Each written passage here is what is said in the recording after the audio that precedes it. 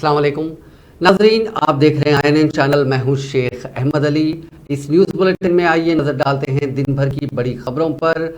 सबसे पहले 3 अहम खबरें सुप्रीम कोर्ट से जुड़ी हुई। हुकूमत तेलंगाना ने भारत राष्ट्र समिति के अरकान असेंबली की खरीदारी की मुबैना कोशिश की सेंट्रल ब्यूरो ऑफ इन्वेस्टिगेशन की तहकीकात से मुताल्लिक हाई कोर्ट के हुक्म को सुप्रीम कोर्ट में ये कहते हुए चैलेंज किया कि इल्जामात बीजेपी के खिलाफ आयद किए गए हैं, जो मरकज में बरसर इख्तिदार है और वो मरकजी तहकीकाती एजेंसियों पर कंट्रोल रखती है। जस्टिस BR गवाई और जस्टिस मनोज मिश्रा पर मुश्तमिल बेंच ने तेलंगाना हाईकोर्ट के हुक्म के खिलाफ रियासती हुकूमत की दाखिल करदा अपील पर समाअत 27 फरवरी तक मुलतवी कर दी। अदालत उज़्मा ने सीनियर वकला दुष्यंत दुबे और महेश जेठमलानी के दलाइल की मुख्तसर समाअत की, जो इस मामले में बिलतरतीब रियासती हुकूमत और बीजेपी की तरफ से पेश हुए थे। दुष्यंत दुबे ने हाईकोर्ट के हुक्म के जवाब को चैलेंज करते हुए कहा कि जबकि इल्जामात बीजेपी के खिलाफ है, ऐसी सूरत में CBI किस तरह तहकीकात कर सकती है। दूसरी जानिब जेठमलानी ने कहा कि चीफ मिनिस्टर ने खुद मीडिया के सामने इस केस की तफसीलात पेश की, जिससे आजादाना तहकीकात पर शुबात सामने आते हैं। दुबे ने कहा कि CBI एनफोर्समेंट डायरेक्टरेट की अपोजिशन जमातों के खिलाफ हर तहकीकात का मीडिया में अफशा होता है। बीजेपी के वकील ने कहा कि इस मामले को दूसरे मामले से नहीं जोड़ा जा सकता। दुष्यंत दुबे ने कहा कि अदालत ही वो वाहिद इदारा है जो जमहूरियत का तहफ़्फ़ुज़ कर सकती है। 7 फरवरी को रियासती हुकूमत ने हाईकोर्ट के हुक्म के खिलाफ दरख्वास्त दाखिल करते हुए सुप्रीम कोर्ट से आजिलाना समाअत की इस्तदा की थी। दुष्यंत दुबे ने कहा कि मामला रियासती हुकूमत को गैर मुस्तहकम करने से मुतालिक दर्ज FIR का है। उन्होंने कहा कि हाईकोर्ट के वाहिद रुकनी जज ने CBI तहकीकात का हुक्म दिया, जिसे वसीतर बेंच ने बरकरार रखा।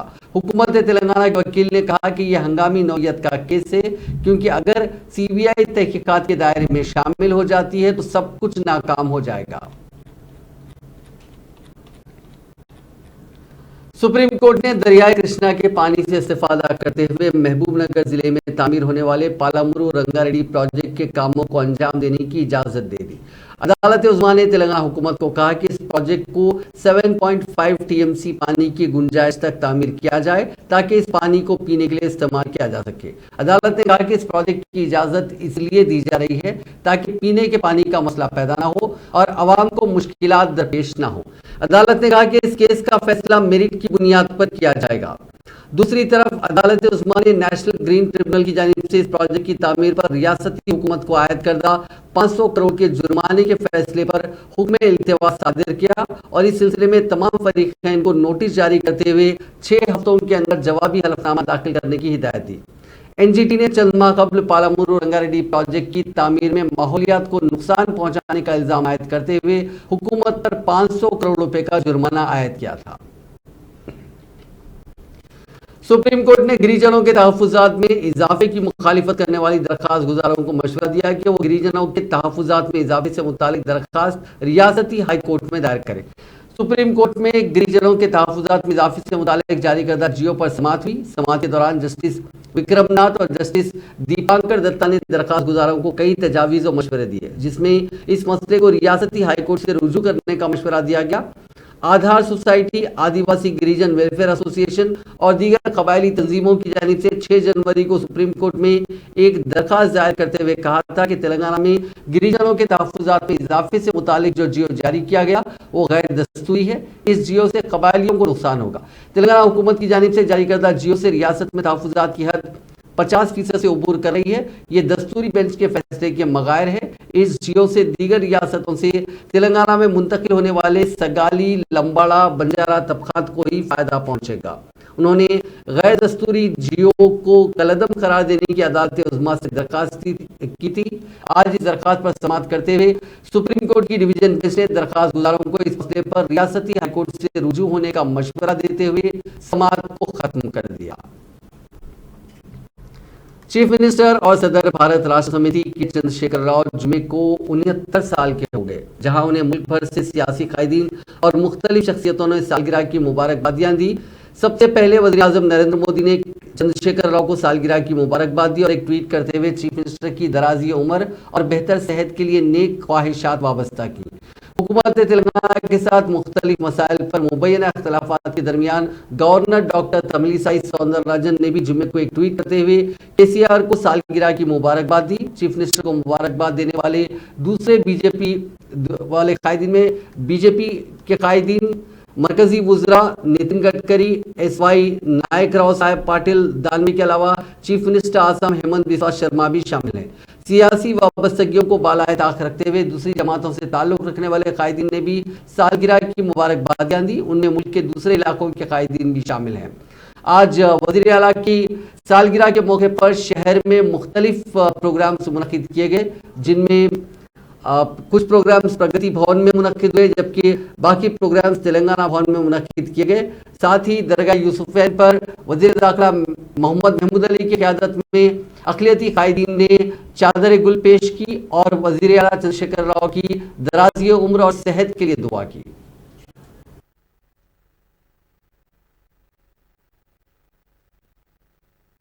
వీళ్ళందరూ కూడా చూస్తా ఉన్నారు.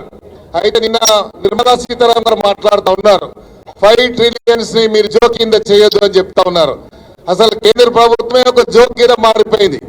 కేంద్రంలో ఉన్నటువంటి ఎన్నో రిసోర్సెస్ ఎలా ఉన్నాయి, కేంద్ర రాష్ట్ర ఇతర రాష్ట్రాలను ఎలా అభివృద్ధి చేసుకోవచ్చు అని మా ముఖ్యమంత్రి గారికి ఉన్నటువంటి అవగాహన కానీ వారు ఉన్నటువంటి వాస్ట్ ఎక్స్పీరియన్స్ ని అవన్నీ కూడా ఉపయోగించి ఈ దేశాన్ని ఒక సరైనటువంటి దిశగా తీసుకెళ్లాలన్నటువంటి సంకల్పంతోనే ముఖ్యమంత్రి గారు నా అసెంబ్లీలో ప్రకటించారు.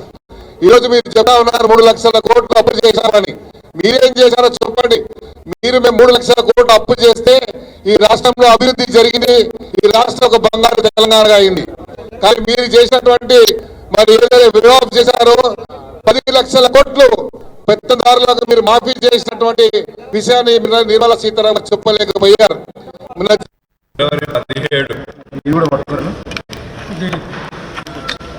ముఖ్యమంత్రి కేసీఆర్ గారి జన్మదినం సందర్భంగా ఈనాడు తెలంగాణ భవన్లో ప్రతి సంవత్సరం వారి జన్మదిన సందర్భంగా చాలా అద్భుతంగా ఆనాడున్న టీఆర్ఎస్కేవి ఈనాడున్న భారత రాష్ట్ర ట్రేడ్ యూనియన్ అద్భుతంగా ఈ యొక్క జన్మదిన శుభాకాంక్షలు తెలియజేస్తూ ముఖ్యమంత్రి గారు ఎల్లకాలం ఉండాలని చెప్పేసి, నిండు నూరేళ్ళు ఉండాలని చెప్పేసి తన యొక్క కష్టంతో తన యొక్క చతురతతో ఈరోజు తెలంగాణ సాధించి 2001 నుండి 2014 వరకు ఏ విధంగానైతే తెలంగాణ ఉద్యమాన్ని నిర్మించి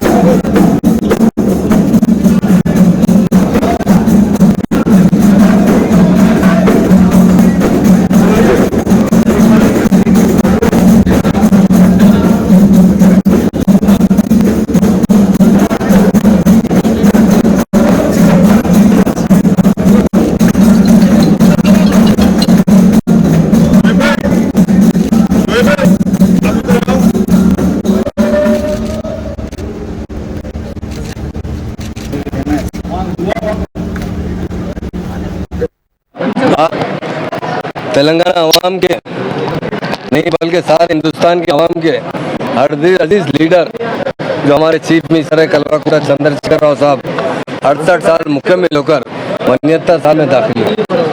उनकी यूम पैदाइश पर जनाब मसीहुल्लाह खान साहब वक्फ बोर्ड चेयरमैन की सदारत में और हमारे टीआरएस के कई कायदे हमारे मुनीर भाई है, बदर भाई है, आरिफ भाई है, अरशद भाई है, अकबर भाई है, बहुत से लीडर हमारे टीआरएस का दरगाह इस शरीफन पर हाजिर रहेगा और ख़ास तौर पर वहाँ पर दुआ करवाई गई।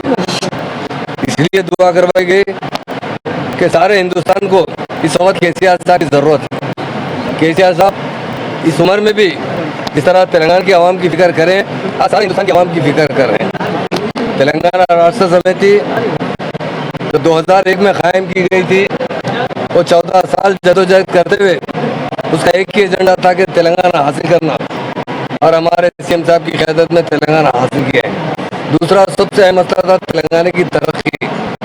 आज हिंदुस्तान में कोई मॉडल स्टेट है तो वो तेलंगाना स्टेट है। जिस तरह हमारे सीएम साहब ने तेलंगाना को तरक्की दिलाई है, उसकी मिसाल हिंदुस्तान में नहीं मिल सकती। हर शोबे हयात में हमारी स्टेट हिंदुस्तान नंबर 1 स्टेट की तरह काम करेगी। हिंदुस्तान के अंदर जो आज के हालात है, और अगर आप तेलंगाना में देखेंगे, यहाँ गंगा जमुना तहजीब है, प्यार और मोहब्बत है, खुशहाली है। आज हिंदुस्तान में हर तरफ फिरकापरस्ती चल रही है। जो भी हुकूमतें कर रहे हैं उनका एजेंडा तो हिंदुस्तान की तरक्की नहीं है, बल्कि लोगों में फूट डालना है, आपस में तकसीम करना है। हमारे सीएम साहब का जो एजेंडा है हिंदुस्तान के आवाम की तरक्की दिलाना, हिंदुस्तान का पानी किसानों को मुहैया करना, हर शोबे हाथ में जिस तरह तेलंगाना स्टेट पावर में सरप्लस है, फार्मर्स के लिए रैतु बंधु रैतु बीमा स्कीम लाई गई है और जो बेसहारा लोगों के लिए पेंशन स्कीम है 200 से 2016 रुपये दिए जा रहे हैं। सिंगल वुमन को पेंशन दिया जा रहा है, बीडी वर्कर्स को पेंशन दिया जा रहा है, किडनी जिसके फेल हो रहे हैं जिन्हें डिलाइसिस दिया जा रहा है उन्हें पेंशन दिया जा रहा है। ऐसे खुशहाल स्टेट को देखकर जब हिंदुस्तान को देखा जाता है तो जो बीजेपी हुकूमत कर रही है, आज हिंदुस्तान सारे वर्ल्ड में सबसे बैकवर्ड कंट्री होता जा रहा है। आज हम लोग जो बांग्लादेश श्रीलंका से भी पीछे जा चुके हैं, इसलिए आज यहाँ गिड़ा कर दुआ की गई है अल्लाह ताला के साहब को ताकत दे, सेहत दे, तंदुरुस्ती दे। और आज जो यहाँ के चीफ मिनिस्टर है कल परसों कल तो हिंदुस्तान के प्राइम मिनिस्टर बनना बोलकर दुआ की गई है। हमें उम्मीद है दरगाह में हिंदू मुस्लिम भाई थे और यहाँ के सब दरगाह के खास तौर से मस्जिद के इमाम साहब ने गिरा कर अल्लाह ताला से दुआ की और हमारे इस्माइल शरीफ साहब जो हमारे बड़े बुजुर्ग हैं उनके जो वसीले से दुआ की जाती है अल्लाह ताला कबूल कर।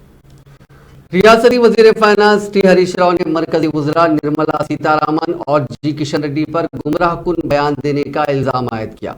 गजल में मीडिया से बात करते हुए हरीश राव ने कहा कि वो मरकजी वजीर फाइनेंस निर्मला सीतारामन के गुमराहकुन बयानात की शदीद मजम्मत करते हैं, जिन्होंने तेलंगाना हुकूमत की जानिब से मरकज को नए मेडिकल कॉलेजेस की मंजूरी के लिए कोई दरख्वास्त मौसूल नहीं होने की बात कही, जबकि मरकजी वजीर किशन रेड्डी ने मरकज की जानिब से तेलंगाना को 8 मेडिकल कॉलेजेस मंजूर करने का दावा करते हुए गलत तशरीह की।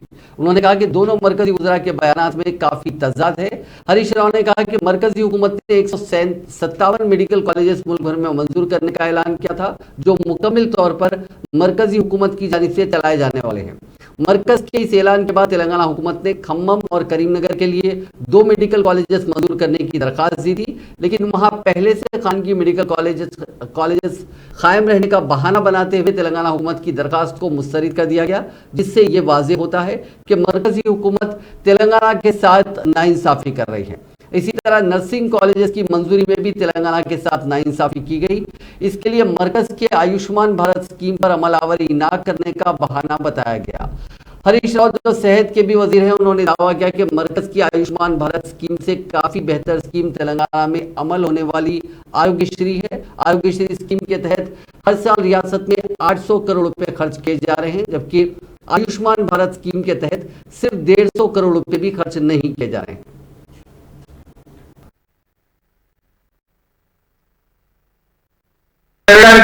కారణం కానీ ఆ తెచ్చిన అప్పులను కూడా ప్రతి పైసాను కూడా మేము క్యాపిటల్ ఎక్స్పెండిచర్ మీద ఎక్కువగా పెట్టి తెలంగాణ సంపద పెంచే ప్రయత్నం చేసింది తెలంగాణ ప్రభుత్వం.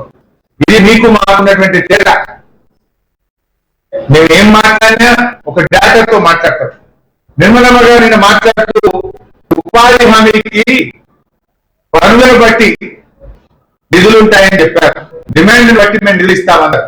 మరి డిమాండ్ బట్టి నిధులు ఇచ్చేదితే తెలంగాణ రాష్ట్ర ప్రభుత్వం కోరినన్ని 10 దినాలను ఎందుకు కల్పిస్తలేరు? మేము కోరినన్ని 10 దినాలకు ఎందుకు కేంద్ర ప్రభుత్వం అనుమతిస్తలేదు? మరి డిమాండ్ సంవత్సరం పెరుగుతుందా తగ్గుతుందా?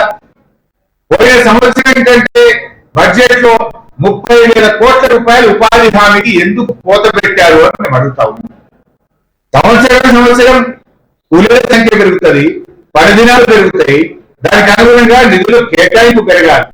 కానీ మీరు బడ్జెట్ లో 30,000 కోట్ల కోత పెట్టారు. దేనికి సంకేతం? దీనికి సమాధానం అడిగితే గౌరవనీయులైన కేంద్ర మంత్రి గారు దాటవేసే ప్రయత్నం చేసింది తప్ప సూటిగా సమాధానం చెప్పే ప్రయత్నం చేయలేదు. బడ్జెట్ లో విభజన హామీల గురించి ఎందుకు ఒక మాట చెప్పలేదు? మా భయాన बीआरएस के कारगुजार सदर व वजीर बल्दी नजमुनस केटी रामाराव ने तेलंगाना में मेडिकल कॉलेज की मंजूरी से मुतालिक 3 मरकजी वज़रा के मुतजाद बयानात पर अपनी शदीद रद्द-ए-अमल का इजहार करते हुए वज़ीर आज़म नरेंद्र मोदी को तंज़िया तौर पर मशवरा दिया कि वो अपने काबिनी वज़रा को एक ही तर्ज का झूठ बोलने की तरबियत दें। मरकजी वज़ीर फाइनेंस निर्मला सीतारमण ने गुज़िश्ता रोज दूरदर्शन पर मुनक़दा एक प्रोग्राम के दौरान तेलंगाना हुकूमत को तनकीद का निशाना बनाया था। केटीआर ने मरकजी वजीर की तनकीद का जवाब दिया। ट्विटर पर उन्होंने कहा कि तेलंगाना में मेडिकल कॉलेजेस की मंजूरी के मामले में मरकजी वज़रा एक से बढ़कर एक झूठ बोल रहे हैं और तीनों वज़रा ने इस मामले में अलग अलग झूठ बोला है। उन्होंने वज़ीर आज़म से मुखातिब होते हुए कहा कि मोदी जी कम से कम अपने वज़रा को एक ही तर्ज के झूठ बोलने की तरबियत दें। बीआरएस के कारगुजार सदर ने कहा कि मरकजी वज़ीर किशन रेड्डी ने तेलंगाना में 9 मेडिकल कॉलेजेस मंजूर करने का दावा किया, जबकि एक और वज़ीर मनसुख मांडविया ने कहा कि मेडिकल कॉलेजेस की मंजूरी के लिए तेलंगाना से एक भी दरख्वास्त मौसूल नहीं हुई। और वज़ीर फाइनेंस निर्मला सीतारमण का कहना है कि मेडिकल कॉलेजेस के लिए तेलंगाना से 2 तजावीज़ मौसूल हुई थी। इस तरह तीनों वज़रा के बयान में काफ़ी तजाद है और तीनों ने भी झूठ का सहारा लिया। झूठ का सहारा भी एक तर्ज का नहीं है, तीनों ने अलग अलग झूठे बयान दिए। इसीलिए मेरा ये वज़ीर आज़म को मशवरा है कि वो अपने वज़रा को एक ही तर्ज का झूठ बोलने की तरबियत दे। सदर तेलंगाना प्रदेश कांग्रेस कमेटी व रुकने पार्लियामेंट रेवंत रेड्डी की हाथ से हाथ जोड़ो यात्रा आज 11वें रोज में दाखिल हो गई। आज वो स्टेशन घनपुर में है। उन्होंने मुख्तलिफ तबक़ात से मुलाकात की, उनके मसाइल दरियाफ्त किए और लोगों से वादा किया कि कांग्रेस पार्टी आइंदा असम्बली इंतखाबात जीतने जा रही है और इंतखाबात जीतने के फौरी बाद अवाम से किए गए सभी वादों पर अमल किया जाएगा। 24 घंटे बरखी की सरबराही की जाएगी और सभी को डबल बेडरूम मकानात दिए जाएंगे। जिनके पास खुद की ज़मीन है उन्हें मकान की तामीर के लिए 5 लाख रुपए दिए जाएंगे। इसके अलावा सभी मोमर अफराद को वजीफा दिया जाएगा। आज की पदयात्रा में साबिक वजीर मोहम्मद अली शब्बीर ने भी शमूलियत अख्तियार की, वो भी रेवंत रेड्डी के साथ यात्रा में शामिल हुए और बादशाह स्टेशन घनपुर की आवाम से एक कॉर्नर मीटिंग को भी मुखातिब किया।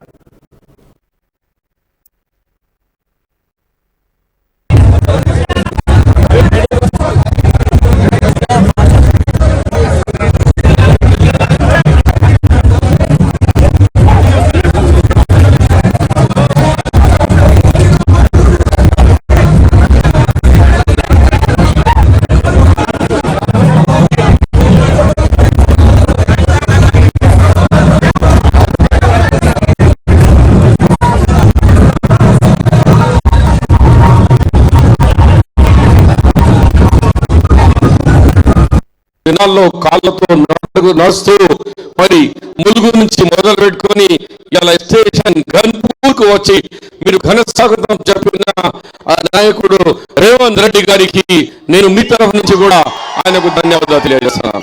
మిత్రులారా, మేము ఎక్కువ సమయం తీసుకోకుండానే మాట్లాడదలుచుకున్నాం. మనము ఈసారి అందరూ కేసీఆర్ గారి మాటలకు 2 సార్లు విన్నారు. మనం తెలంగాణ రాకముందు నాడు నేను అందరికీ మెయిన్ 3 బెడ్రూమ్ హౌసెస్ అది పోయింది. మన ఊరికి మన స్టేషన్ ఘన్పూర్ కాన్స్టిట్యున్సీకి వచ్చిందా? ఎవరికన్నా రాదు కూడా. మళ్ళా కాంగ్రెస్ వస్తేనే రేవంత్ రెడ్డి గారు చెప్పినట్టు ఇల్లు కట్టిస్తాం, స్థలం ఖాళీ ఉంటే 5 లక్షల రూపాయలు చొప్పున, ఎంతమంది ఉండని ఇంట్లో ముగ్గురు ఉంటే ముగ్గురు అన్నదమ్ములకి 3 కట్టుకున్న బిడ్డను కట్టుకోవాలని కాంగ్రెస్ పార్టీ అది. ఇకపోతే పెన్షన్లు కూడా అవే పాత పెన్షన్లు కట్ చేసి 2000 ఇస్తున్నాడు. కానీ ఎందుకు అవినీతి ఆరోపణలు ముఖ్యమంత్రి బయట పెట్టలేదని నేను అడుగుతున్నా. నువ్వు చేసిన ఆరోపణ అబద్ధమా? రాజే దోసుకున్న దాంట్లో నీకేమన్నా భాగం ఇచ్చినా? ఒకవేళ బయట పెడితే నీ భాగవతం బయట పెడతా అని రాజే ఏమన్నా నిన్ను బ్లాక్ మెయిల్ చేసిండా అని నేను అడుగుతున్నా. రాజే గారు కూడా సూటిగా అడుగుతున్నా, నీకు రాజకీయ బిగ పెట్టింది కాంగ్రెస్ పార్టీ, నిన్ను రాజకీయాలకు తెచ్చింది కాంగ్రెస్ పార్టీ. ఎక్కడ ఉన్నా నిన్ను ఎమ్మెల్యేని చేసి గౌరవం ఇస్తే కన్నతల్లి లాంటి పార్టీని మోసం చేసి అందులో పోయినావు. దొరగారి దొడ్లో గట్టి విని బతకాలి అనుకున్నాం. కానీ అక్కడ గాడిద కంటే హీనంగా దొరగారు నిన్ను అవమానించాడు. ఇవాళ ఈయన వైద్య ఆరోగ్య శాఖ మంత్రి, ఇక్కడ 100 పడకల ఆసుపత్రి లేదు. 2014, 2018 శాసనసభ साल 2004-2005 में कांग्रेस पार्टी ने इख्तियार में लौटने के सिर्फ 58 दिनों में गरीब मुसलमानों को तालीमी इदारों और नौकरियों में 4% तहफ़्फ़ुज़ात दिए थे। उस वक्त के वज़ीर आला डॉक्टर वाई राजशेखर रेड्डी और रियासती वज़ीर मोहम्मद अली शब्बीर की काविशों की वजह से ही 4% रिजर्वेशन पर अमलावरी हुई थी। पिछले 18 सालों में तेलंगाना और आंध्र प्रदेश के करीब 20 लाख गरीब मुसलमानों को इससे फ़ायदा हुआ और ये फ़ायदा अब भी जारी है। 15 फरवरी को कांग्रेस के सीनियर कायद मोहम्मद अली शब्बीर की 66वीं सालगिरह थी। उस मौके पर एक गरीब लड़की ने एक तकरीब में बात की और कहा कि उसके वालिद एक ऑटो ड्राइवर हैं, लेकिन 4% मुस्लिम रिजर्वेशन की वजह से उसे और उसकी 2 बहनों को इंजीनियरिंग कॉलेजेस में मुफ्त में दाखिला मिला और इस एक कदम की वजह से उनकी जिंदगी तब्दील हो गई।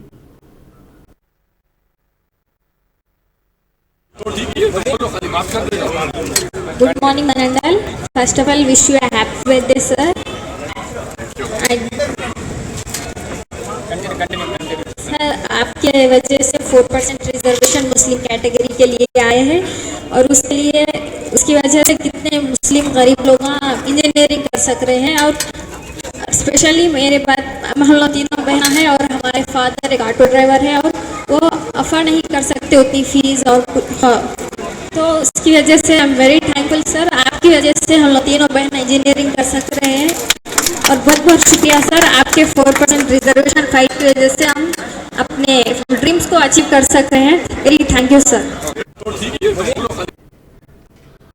पुराने शहर के कालापत्थर पुलिस स्टेशन लिमिट्स में तालाबंद इलाके में उस वक्त कशीदगी देखने को मिली जब बीजेपी की स्ट्रेट कॉर्नर मीटिंग में मकामी एमआईएम कॉरपोरेटर के हामियों ने मुबैना तौर पर कुछ गड़बड़ की और एतराज़ का इजहार किया। इस मौके पर बीजेपी कारकुनों ने पुलिस के ओहदेदारों के साथ काफ़ी बहस की। कुछ बीजेपी कारकुनों को गिरफ्तार करके कालापत्थर पुलिस स्टेशन मुंतकिल किया गया। वहां भी बीजेपी कारकुनों ने जमा होकर धरना दिया और खूब नारेबाजी की।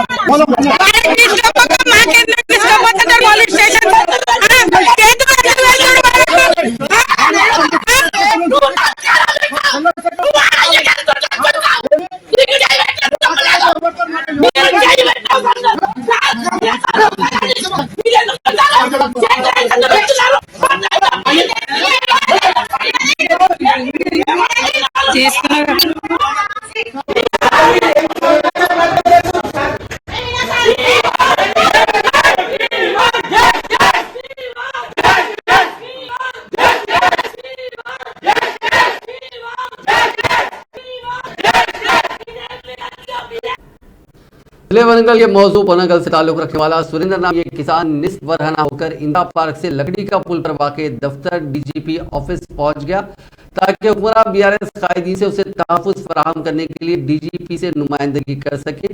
निस्फ बरहना किसान ने रियासती हुकूमत से मुतालबा किया कि अराजियात के दस्तावेज के मामले में उसे धोखा देने वाले खुद उसके भाई और बीआरएस के दूसरे कायदीन को सख्त सजा दी जाएगी। अगर वो इस मामले में कसूरवार पाया जाता है तो उसे हैदराबाद के बीचों बीच फांसी पर लटकाया जाए। सुरेंद्र ने इल्जाम लगाया कि वरंगल के मकामी बीआरएस कायदीन ने उसकी अराजी के जाली दस्तावेज तैयार किए और ये अराजी उसके भाई के नाम पर मुंतकिल करने के लिए दबाव डाला जा रहा है। किसान ने कहा कि वो हुसूल इंसाफ के लिए मकामी पुलिस से भी रुजू हुआ लेकिन कोई फायदा नहीं हुआ। उसने कहा कि बीआरएस कायदीन के तैयार करदा दस्तावेज अगर दुरुस्त पाए जाते हैं तो उसे फांसी दी जाए। जब किसान दफ्तर डीजीपी पर पहुंचा तो उस वक्त सिक्योरिटी मुलाजिमीन ने उसे दफ्तर के अंदर जाने की इजाजत नहीं दी। उस किसान ने governor, chief justice high court और डीजीपी पर जोर दिया कि उसके साथ इंसाफ किया जाए। तेलंगाना पुलिस ने नकली बीजों की खरीदो फरोख्त के खिलाफ बड़े पैमाने पर ऑपरेशन शुरू किया है और नकली बीजों की फरोख्त में मुलविस 58 अफराद के खिलाफ पीडी एक्ट के तहत कार्रवाइयां भी की गई हैं। दफ्तर डीजीपी की जानिब से जुमे को जारी करदा एक प्रेस नोट के जरिए बताया गया कि हुकूमत तेलंगाना भी नकली बीजों की खरीदो फरोख्त की लानत के खात्मे के लिए पाबंद है। पुलिस ने 2014 से 2022 तक इस सिलसिले में 991 मुकदमा दर्ज किए और 1932 अफराद को गिरफ्तार किया गया। जिले निजामाबाद के आरमूर मंडल के मौजू प्रकट कौमी शाहरा 44 पर आज सुबह की अवलीन सातों में रौनुमा सड़क हादसे में 15 अफराद शदीद जख्मी हो गए। प्रकट कौमी शाहरा पर ठहरी हुई लॉरी को एक प्राइवेट बस ने टक्कर दे दी। प्राइवेट बस में सफर करने वाले 38 मुसाफिरीन और दोनों बसों के ड्राइवर जख्मी हो गए। इस सड़क हादसे में 15 अफराद शदीद जख्मी हो गए। बताया जाता है कि खानगी एसी बस रायचूर से हैदराबाद की सिम जा रही थी।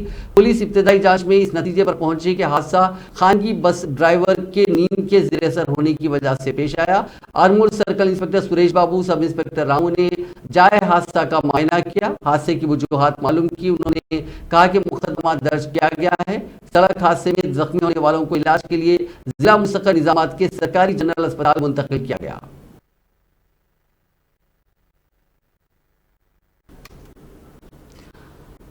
नारकेटपल्ली में हैदराबाद से विजयवाड़ा जा रही एक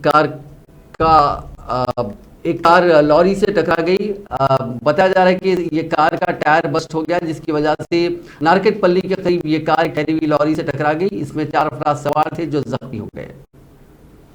तेलंगाना के निजामाबाद जिले के पोतंगल मंडल मुस्तकिल में पेश आए खौफनाक सड़क हादसे में 2 नौजवानों की मौके पर ही मौत हो गई। इस वाक़े में एक और नौजवान शदीद जख्मी हो गया। मकामी एसआई मुचिंदर की तरफ से दी गई तफसीलात के मुताबिक कामारेड्डी जिले के मुदनूर मंडल के मल्लाराम गांव के 3 नौजवान जब्बार, दिनेश और साई गुंडा मोटरसाइकिल पर बस को ओवरटेक करते हुए पोतंगल से कोटागिरी की तरफ आ रही ट्रैक्टर से टकरा गए और गिर पड़े। इस दौरान बोधर डिपो की बस ने इन तीनों को कुचल दिया, जिसके नतीजे में बाइक पर सफर कर रहे 3 में से 2 की मौके पर ही मौत हो गई और एक नौजवान शदीद जख्मी हो गया। उसे सरकारी अस्पताल मुंतकिल किया गया। मालापुर पुलिस ने गांजे का कारोबार करने वाली एक बैन रियासती टोली को बेनकाब करते हुए 3 अफराद को गिरफ्तार कर लिया, जिनमें शोहर और बीवी भी शामिल है। पुलिस ने मुलजिमीन के कब्जे से 23.5 करीब 24 किलो गांजा, 1 कार, 3 मोबाइल फोन और नकद रकम जब्त कर ली, जिनकी मालियत जुमला 6 लाख रुपए बताई गई है।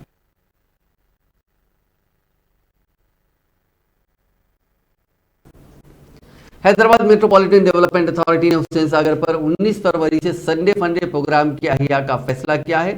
एचएमडी के जराये ने बताया कि हुसैन सागर में हाल ही में तैरते हुए मौसीकी रेज फवारों से भी संडे फंडे के दौरान आवाम महसूस हो सकेंगे। हर घंटे के वक्फे से तकरीबन 15 मिनट के लिए 4 मरतबा इन फवारों को आवाम के लिए खोला जाएगा। तकरीबन 2 साल कबल इस संडे फंडे प्रोग्राम का आगाज किया गया था, जिसके दौरान हुसैन सागर पर आवाम को शाम के वक्त तफरीह का खालिसतन मौका फराहम किया जाता है, जिसके दौरान तहजीबी सरगर्मियां, खेलकूद और बैंड का मुजाहरा भी किया जाता है। नाजरीन, इस न्यूज बुलेटिन में बस इतना ही। आप देखते रहिए INN चैनल।